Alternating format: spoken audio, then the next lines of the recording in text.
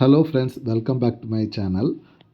நம்ம எல்லாருமே ரொம்ப ஆசைப்பட்டு நாய்க்குட்டி வாங்கிருவோம். அது எந்த ப்ரீடாக இருந்தாலும் சரி, ஒரு ஆசையில் நம்ம நாய்க்குட்டி வாங்கிருவோம். வாங்கின பிறகு தான் நம்ம அதை பற்றி யோசிப்போம்.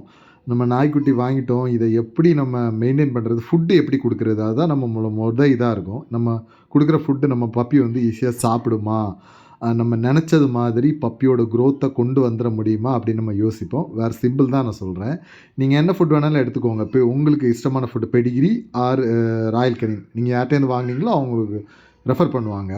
அதை கொஞ்சமாக எடுத்து அதில் வந்து தண்ணி ஊற்றுங்க. தண்ணினா வெறும் நம்ம ட்ரிங்கிங் வாட்டர், சாதாரண நம்ம குடிக்கிறோம்ல அந்த ட்ரிங்கிங் வாட்டர் ஊற்றி வச்சு ஒரு 1/2 அன் ஹவர் ஊற வைங்க. 30 மினிட்ஸ் ஊற வச்சா போதும். அதில் வந்து நம்ம விமரால் அப்படிங்கிற ஒரு சிரப் ஊற்றணும்.